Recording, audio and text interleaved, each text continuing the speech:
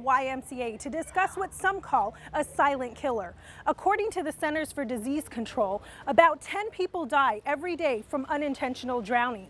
Here to discuss this alarming statistic are water safety coordinators Michelle Long and from Cardin Children's Medical Center, Tracy Fate. Ladies, thanks so much for being here with me. Thank you for having us. Now, Michelle, most people call this a silent killer, but that might be contradictory to what we really think a drowning is. Right. In most instances, we think about like the movies where the person is out in the water, they're screaming, they're raising their hands, and they're yelling.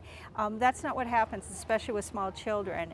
It's silent. They don't understand the depth perception. They'll get to the water, and whether it be accidentally falling in or stepping off a step and going too deep under the water, where it's very quiet and very sudden.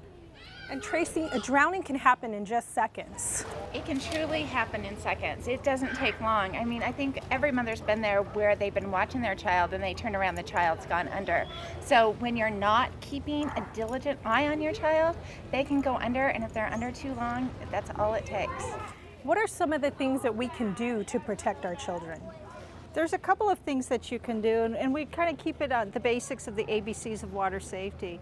The most important one is the adult supervision. If your children are going to be around the water at all, you want to make sure that you have an adult who's competent, who's going to basically be spending the time with that eye-to-eye direct supervision. If you have small children, you want them within arm's reach, because again, the child can go underwater. And these look like a visual reminder. Yeah, these are definitely a visual reminder. It truly designates a parent to be the kid watching the water so that they're not off cooking or they're not off doing talking or drinking. They're truly the lifeguard on duty, and that's very important to always have somebody there. Then we also want to talk about the B's and the C's for the ABCs. You want to have your backup plan. Again, that supervision, even if you have a pool, you have to be supervising your children when you don't expect them to be in the water, because they can slip out in a moment's time. So having the barriers, the fences. We talked about here with some of the gates. We have, this would be a latch that you actually have to physically lift up in order to get into the pool. These are alarm systems that go on the doors, so there's additional layers of protection. If you have a doggy door, you want to make sure it's in a locked position at all times so a child can't go through the door. So from that, and then C is your classes. You want to make sure that adults or anyone supervising children knows CPR. And then for children, you want to have swim lessons. And Tracy, I'll let you talk a little bit about that, because that's been updated recently. Yeah, you know, it used to be thought that kids shouldn't take swimming lessons when they're really young, but we have found it does make a difference. We can get those kids in the water as infants and really get them used to the water, teach them some basic survival swimming skills. Now, we have to remember that even swimming lessons is not going to make a child drown-proof. It will make nobody drown-proof, but both adults and children need to know how to swim. Now, when we look at the drownings that have occurred here in the valley, are there any common denominators that we're seeing that maybe is a trend that we can be aware of? I think one of the trends that we're seeing is the weekends and the holidays. That's when people are around the pool more.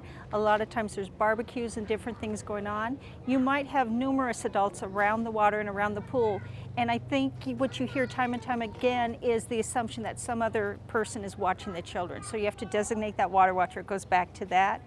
And then we see a lot of times with the 4 to 7 p.m. time frame. And if you think about it, that's when a lot of things are going on during this regular year, as well as during the summer. People are coming home from work, you're starting dinner. If there's schoolwork, sports, a lot of activity going on, so you can lose track of a child at that time. Sure, we're multitaskers, so we're trying to get everything done at the same time, and something's not going to get taken care of like it should. One thing that we have to bring to the forefront this year, because of 3 kids that have drowned in our canals. Our canals are very dangerous. They're very open. You can ride bikes along them, you can jog along them. So with the drownings, we're not going to always be able to watch them if they're on a bike ride maybe, but parents have to think that that's probably not the safest place for them to go on their bike rides. If they're going to do those bike rides, an adult should be present. And we just need to educate our children about the dangers of those canals. Sure, we're at a pool today and you brought up canals, but really any body of water could be a danger. Absolutely. The canals, if you're up by the lakes, the river, any of those, going to the ocean on vacation. And of course, there's bathtubs and buckets. So it only takes, 2 inches of water for a kid to drown, for anyone to drown. Ladies, what would be the #1 message that you would like to convey? For me, it would be what we hear time and time again. I didn't think it would happen to us. We hear that from the families. It can happen to anybody, and it can happen at any time. And so it's that constant vigilant, watch your children around water, or have someone who understands the priorities with it, watching your children around water. Yeah, and I really want to point out that so many parents think floaties will save their kids. Kids have drowned with floaties, and that's not the way to go. We have so many things that are so much better. Using a U.S. lifeguard approved, Coast Guard approved life jacket is exactly what we need to be using. You can use them in the pools, the rivers, the lakes, anywhere. And they're not just for kids, they're also for adults. We just have to get the right size. But that's what our kids should be in, not floaties. Floaties are just toys. Mm-hmm. And one other thing to add to that is the misconception that drowning only happens to children. It happens to adults, it happens to our teens. So everybody needs to understand that they're not drown proof, and you should never swim alone at any age, and you should not swim impaired. Sure, I think oftentimes as adults we think we're past that point of having a risk. Right. Okay. Ladies, thank you so much for sharing this valuable information with me today. You're welcome. Coming up, how do firefighters prepare for the unexpected? We'll give you a behind-the-scenes look. Stay tuned.